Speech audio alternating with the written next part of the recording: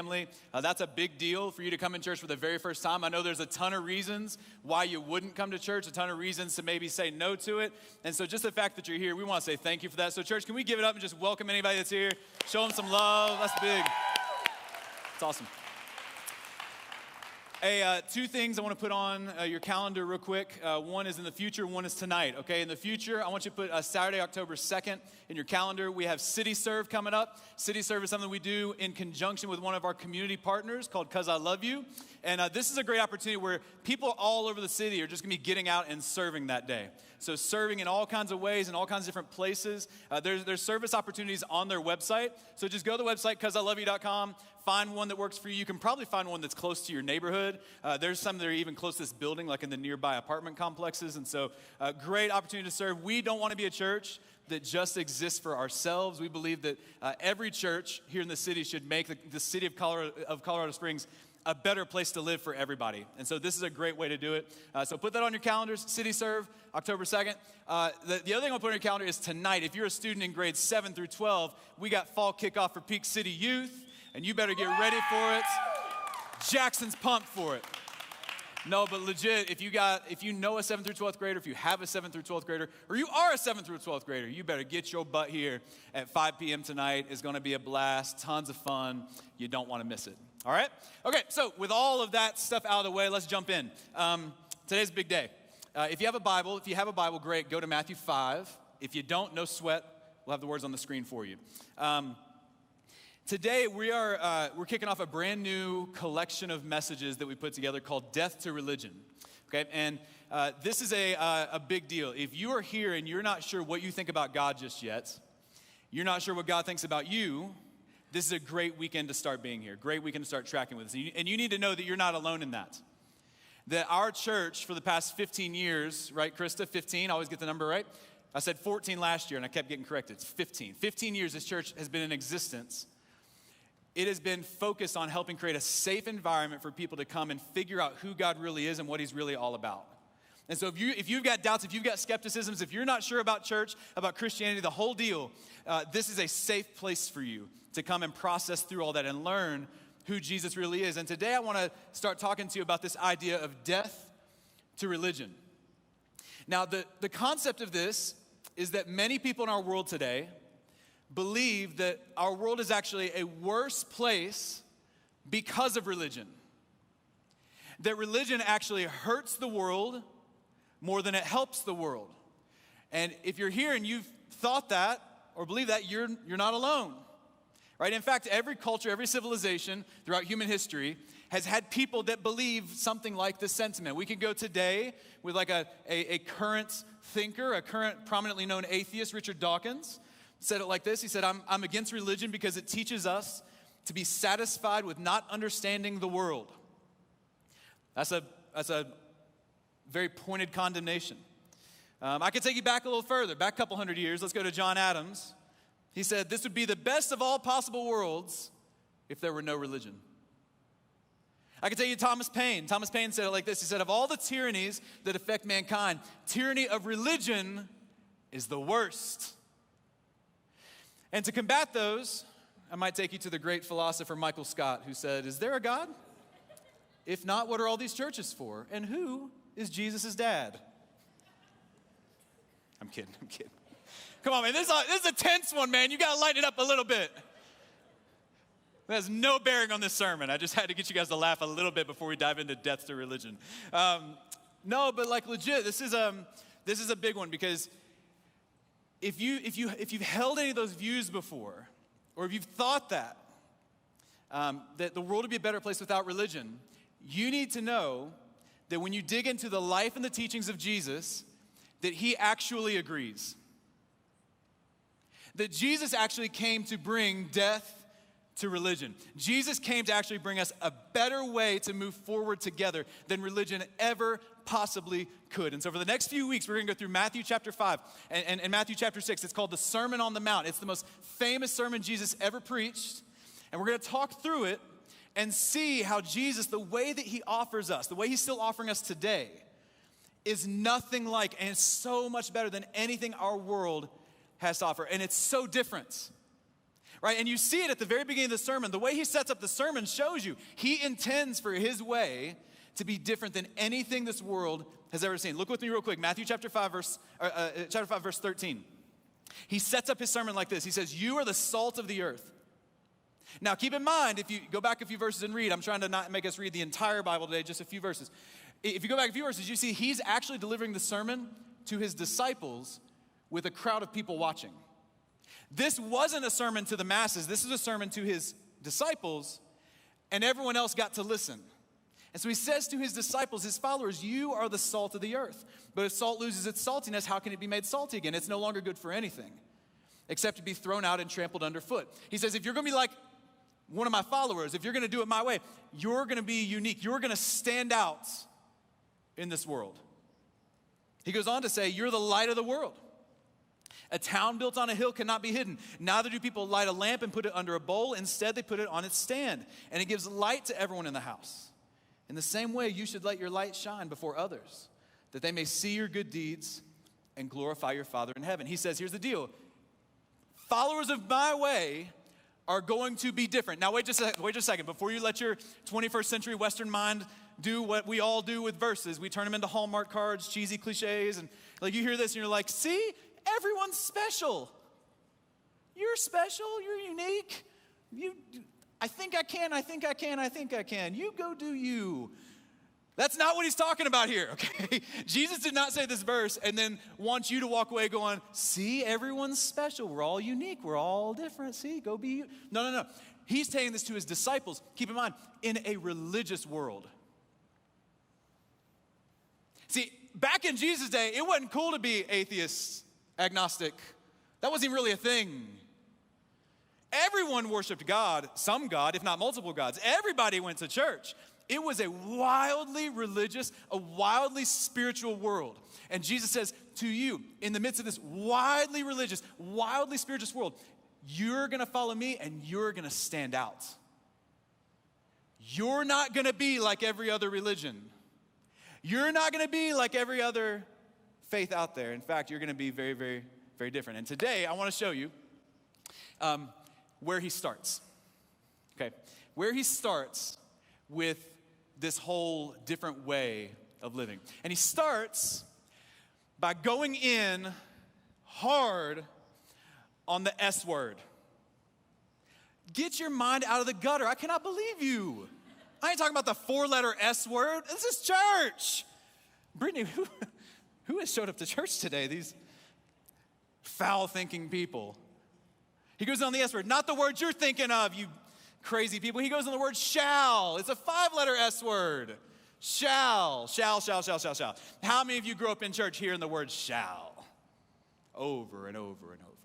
Right? You shall. He actually starts out every paragraph for the next several paragraphs in chapter 5 saying this. He says, you have heard that it was said to the people long ago, you shall not.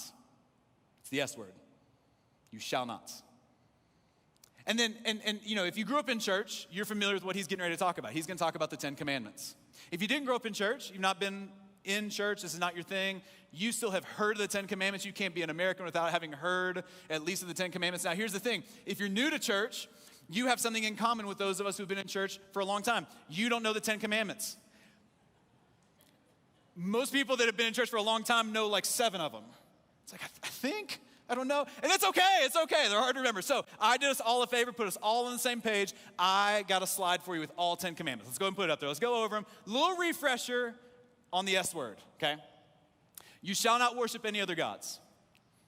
You shall not make an idol. You shall not use God's name in vain.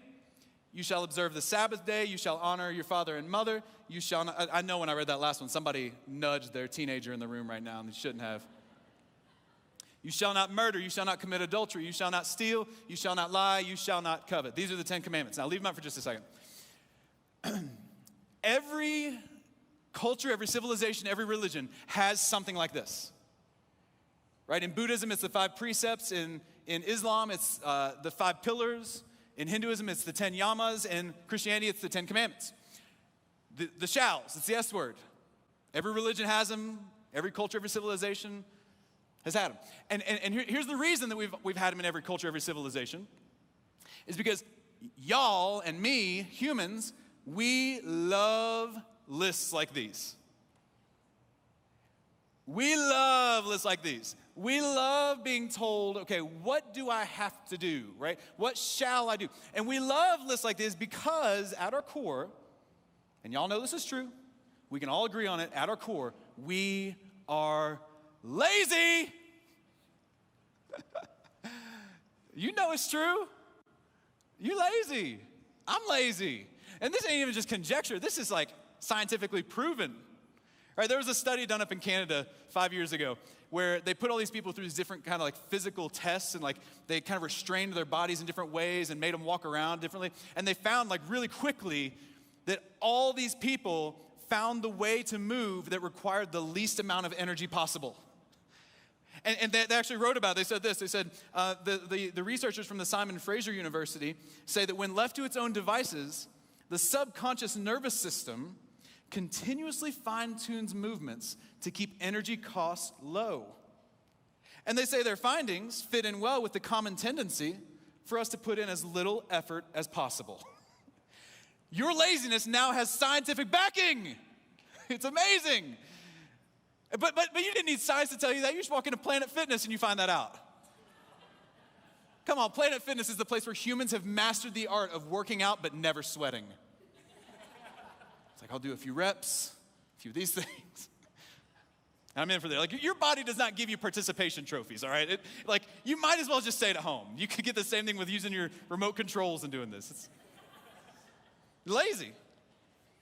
You're lazy. I'm lazy. And so, put the 10 Commandments back up there for me for just a second.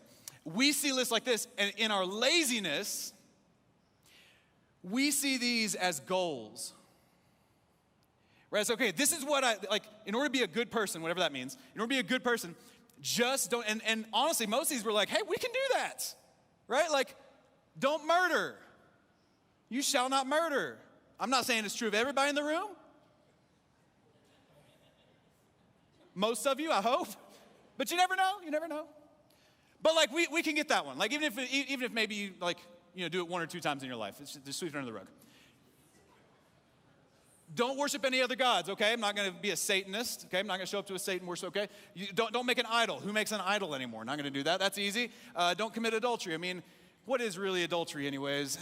You shall not lie. You shall not steal. I mean, yeah, I'm not going to lie, but like, white lie, I mean, does that count? Does an exaggeration count? But like, for the most part, we can do this, right?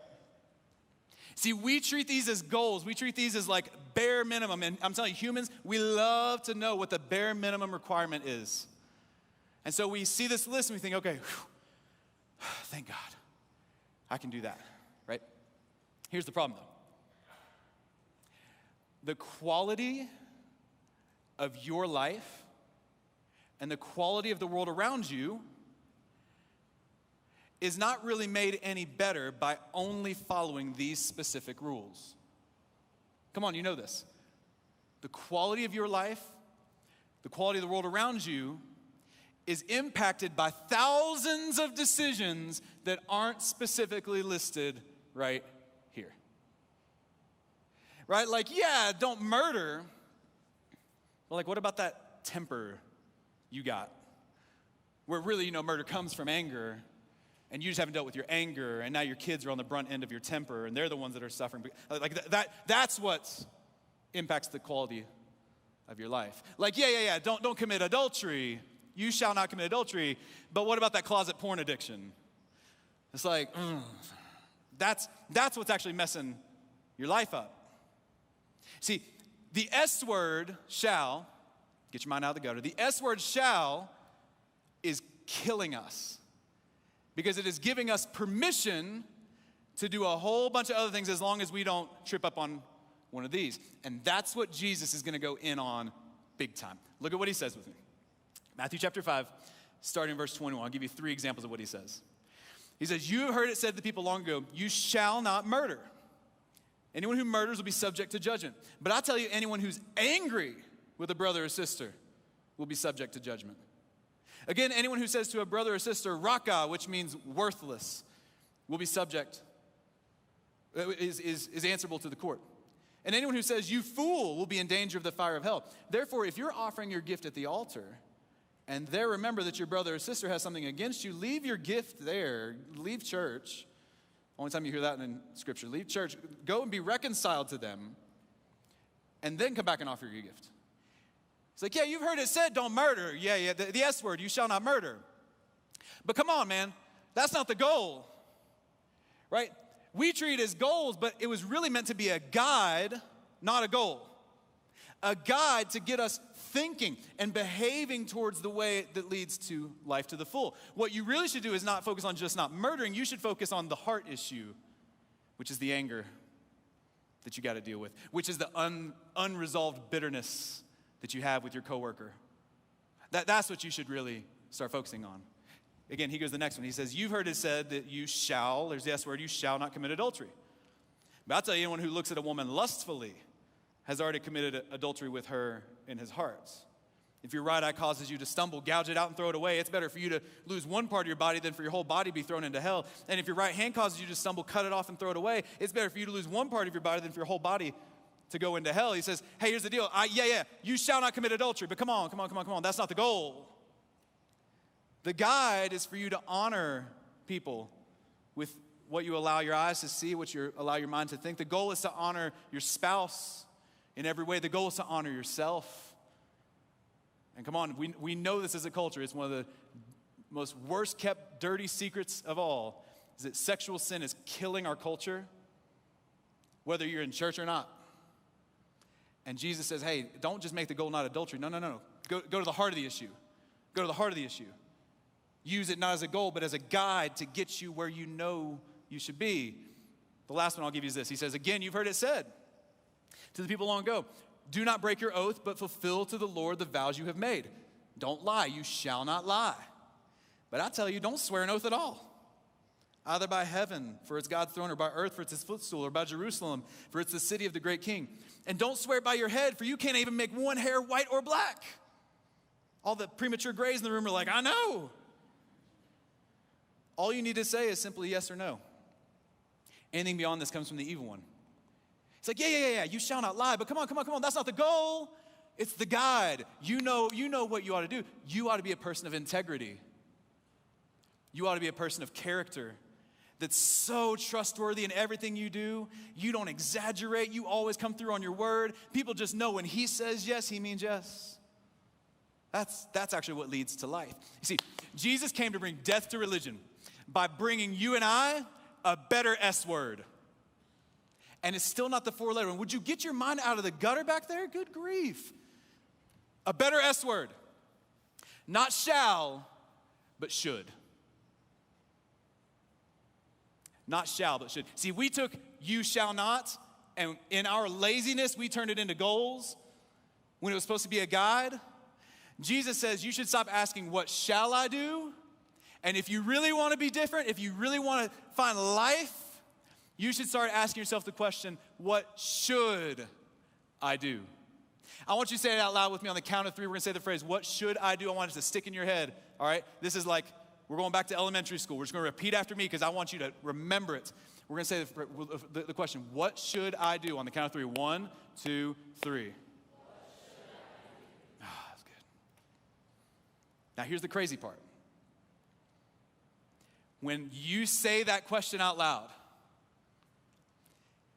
you know the answer already.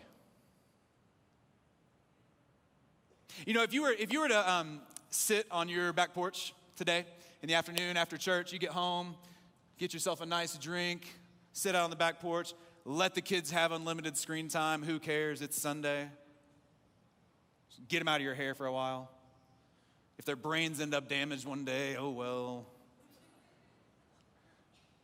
If you sat on the back porch and you had a journal and you just wrote out the question, what should I do? You know what you would find? Those pages would get flooded with answers. You wouldn't have enough time or hand strength to write out all the answers to that question. What should I do in my marriage? You know. What should I do with my career? You know. What should I do to solve that stuff I'm going through at work? You know. You know what you should do. What should I do at school to make that relationship right, to make that friendship right? What should I do in this dating relationship that I'm not entirely sure that's going in the right direction? That's like your indicator. You already know. You know what you should do. It's one of the great proofs of the existence of God. The fact that you and I know what we should do in almost every moral and ethical circumstance. If you were to cut through the crap, cut through the lies, cut through the facade, you know deep down, every single one of us, we were given an internal moral compass. And we know what we should do.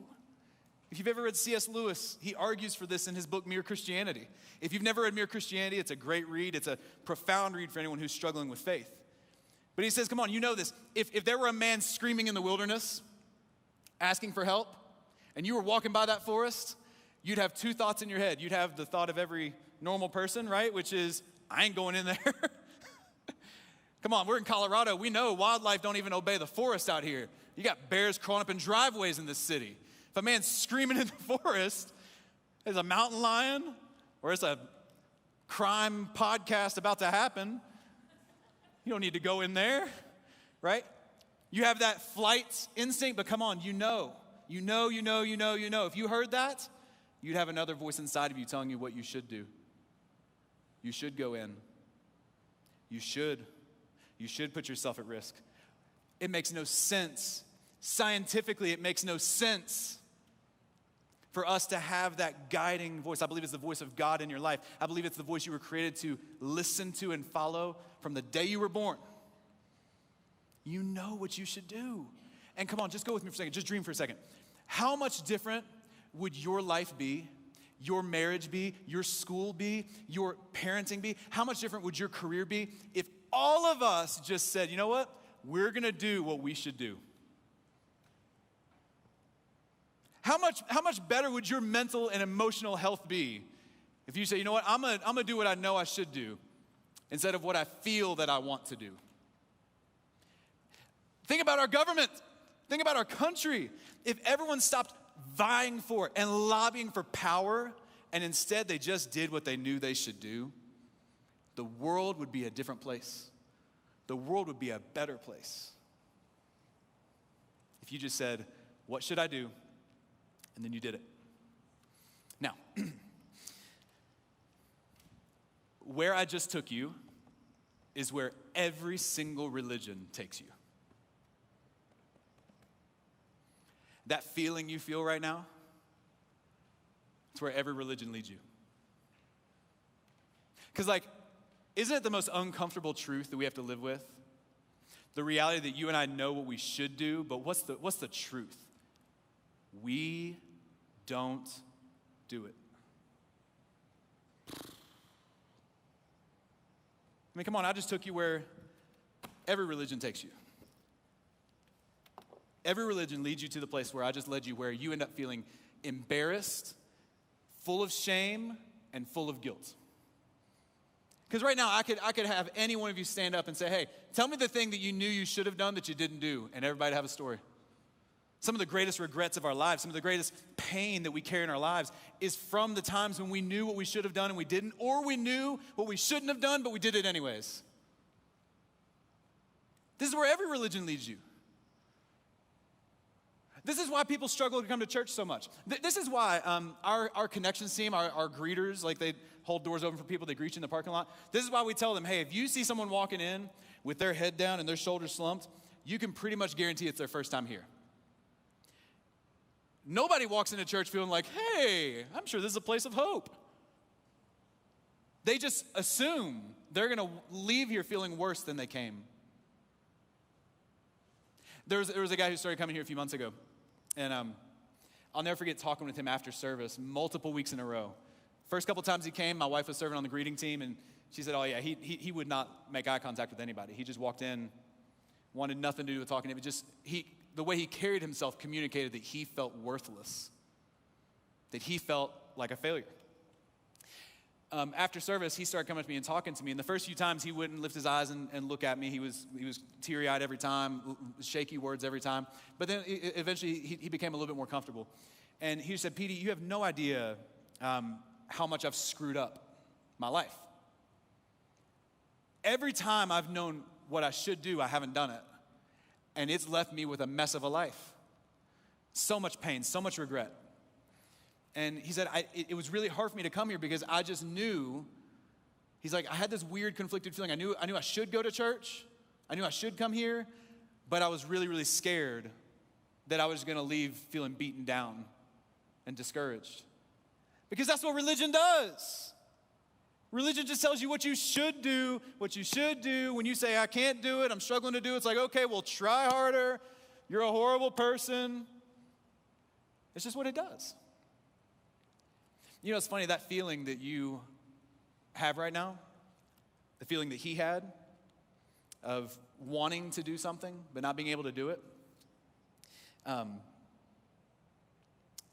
it's a feeling that Paul had in the New Testament. If you don't know, Paul wrote the vast majority of the New Testament. So you'd think like godly man. He actually had a crazy, shady past. He murdered Christians before he became a Christian. And Paul wrote this, starting in verse 18. For I know that good itself, this is where I'm at. For I know the good itself does not dwell in me, that is in my sinful nature. For I have the desire to do what is good, but I cannot carry it out.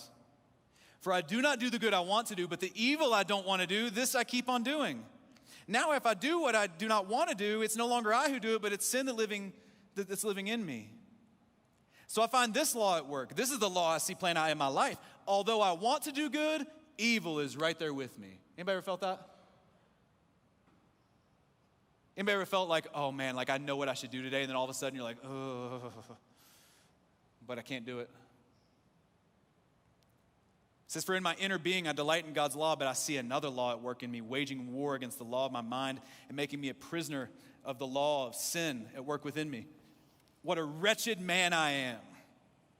Who will rescue me from this body that is subject to death? What a wretched man I am. And you know what's funny? Some of y'all have only been to churches and you've only heard about religion in a way that makes you leave with that statement, what a wretched man I am. You might have been to a church where that's actually how they left the sermon. What a wretched man, what a wretched woman you are. And that's why I believe with all of my heart that God orchestrated the events of your life to get you here today, that he orchestrated the events of your morning to get you here so that someone could finally, for the love of God, read to you the next verse. Because while he says, what a wretched man I am, look at what verse 25 says. Thanks be to God who delivers me through Jesus Christ our Lord. See, Jesus came to bring death to religion by bringing death to your shame and your guilt. The shame and the guilt you feel for not being the person you know you should be, Jesus came to kill that. When he stretched his arms out and he died on a cross for you, he did it so that you could walk in freedom, so you could walk in grace and forgiveness, so that you could walk knowing that when you didn't do it, when you did the thing you know you shouldn't have done, and when you didn't do the thing you know you should have done, and you feel horrible about it, and you feel guilt, and you feel shame, Jesus said, okay, I got you. I'll die for it. I'll die so that you can be forgiven. I'll die so that you can walk in freedom from all of that. You see, this is the secret combination. This is the secret combination of Christianity that you will not find anywhere else. This is why it's not like any other religion. Every other religion is what we just talked about, how wretched I am. Guilt and shame driven. Only in Jesus will you find the command to do what you should do and the grace for when you don't. Only in Jesus will you find the commandment to do what you should do, which is, by the way, how the world will become a better place, and the grace for when you don't. It's like God is saying to you right now, you're walking scared, but I want to block for you. I want to block for you. It's football season, so I got football analogies that's rolling like crazy right now. But y'all need to know too, side note, has nothing to do with the sermon. I got football analogies rolling because my boy Emmett, my 10-year-old, just played in his first flag football game yesterday at the YMCA, and the coach was not able to be there, so your boy had to step up and coach, and your boy doesn't know anything about football. So I had like the playbook printed off, and I was like, tossing sheets of paper around. I was like, what am I doing here? But y'all, we smoked them 26-0. I'm just saying. Me and my boy Taylor, our family pastor, we were co-coaching, and I'm telling you, man, I was wearing my cutoff hoodie, Bill Belichick style. Also has nothing to do with the sermon, but I gotta tell you the story. It was so funny. We were smoking them big time. I mean, we were just putting it on. I'm trashing these boys. And all of a sudden, the ref gave a penalty to our team for their team being offsides. He was like, you guys should have told them they were offsides. Penalty against you. And all the boys were losing it. Like, what? And I'm losing, like, what? And he held up our team. He was like, guys, you all are killing them. We just got to give them a chance. And they was like, okay. Ref walked away. I held up our team. I said, we give them nothing. I want you to eat their flags. $100 to the first kid that eats a flag.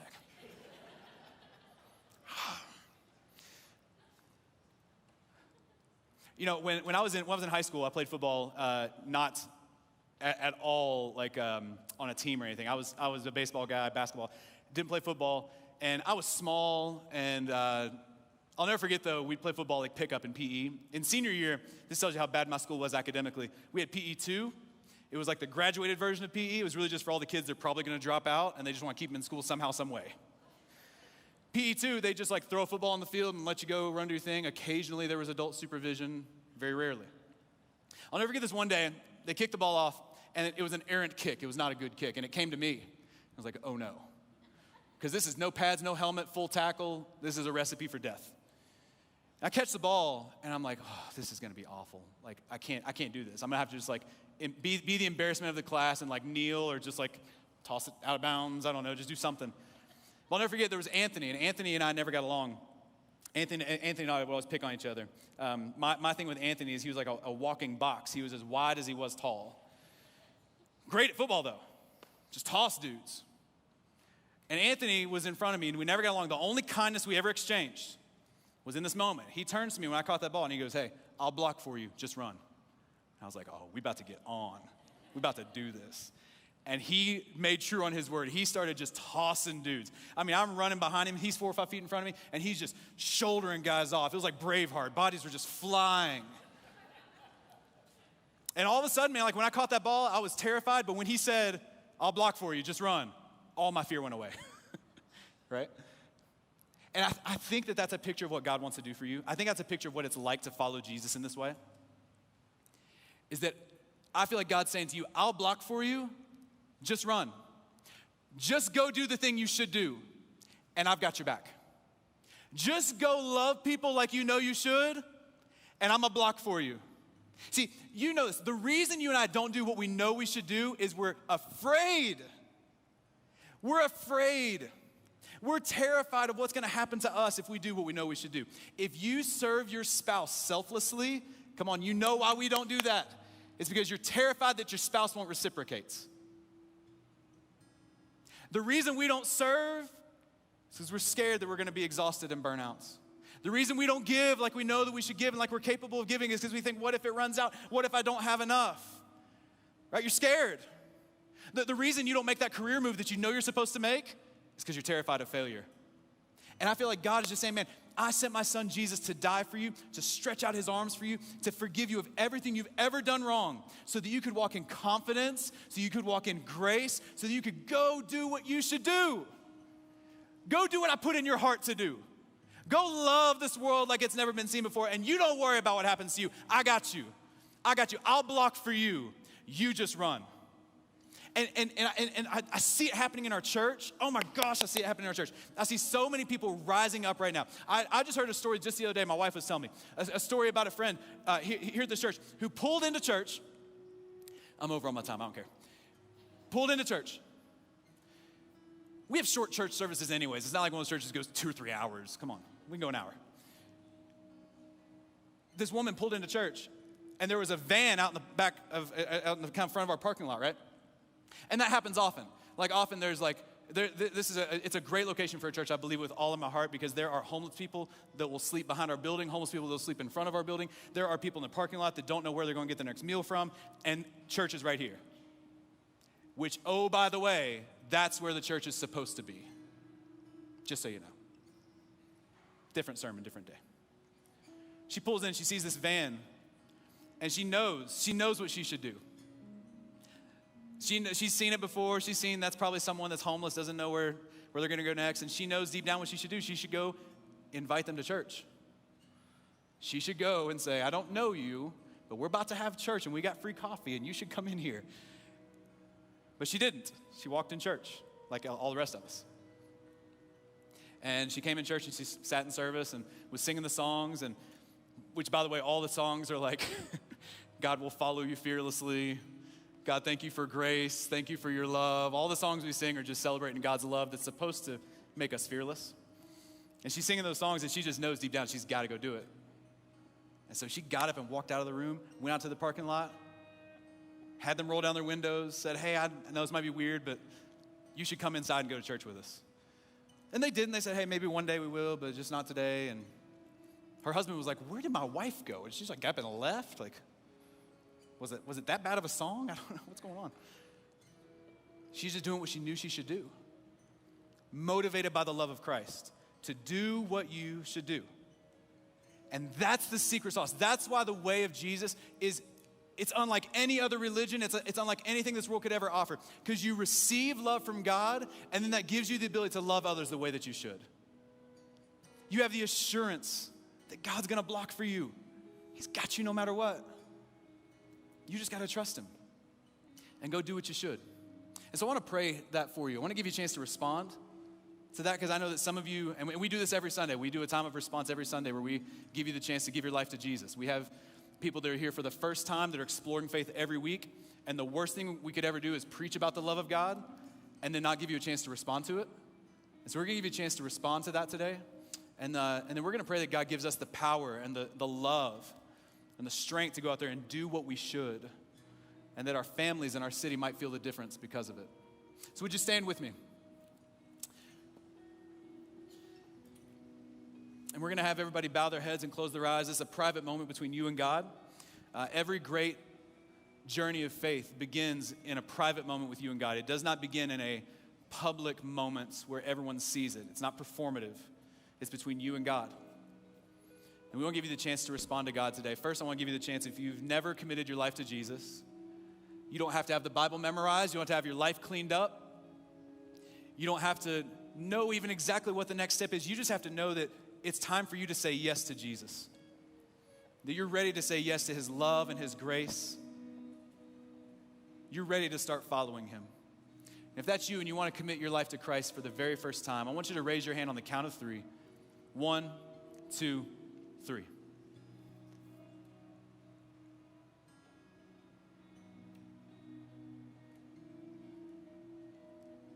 Awesome.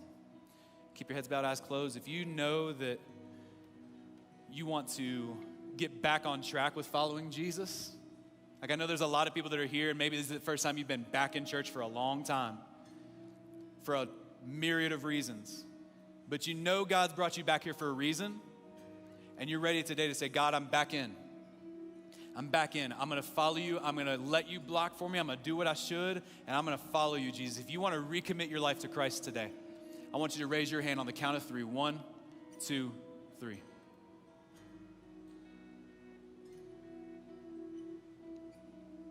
Awesome, awesome. Let's pray together, and then we're going to sing and celebrate Jesus. Father, we love you. And God, I thank you for what you just did in this room, for the life change that would happen, the lives that were eternally impacted. God, for every person that raised their hand, we celebrate it. That's a special moment between you and them. And we pray that fruit would come from that the enemy would not snatch up any of the work that's being done in their heart right now, but that they would move forward in obedience to you, following you. And God, I thank you for the work you're doing in our church right now. God, we don't want to be a comfortable church that follows you out of convenience. God, we want to do what we know we should do in courage and in confidence. Jesus, you died for us so that we would confidently follow you. And so we ask you right now to fill our church with that kind of courage, fill our church with that kind of love. And God, I pray that our city feels it this week. I pray that our families feel it, that our coworkers feel it, that our fellow student feels it, that we're loving people like we should, that we're doing what we know we ought to do without any reservation, confident that you got us, confident that when we fail, you got us, confident that when we screw up, you'll forgive us, confident that grace will sustain us, grace will empower us. And so God, we celebrate it today. We celebrate you today. And we worship you, Jesus. We worship you. It's in the powerful name of Jesus we pray.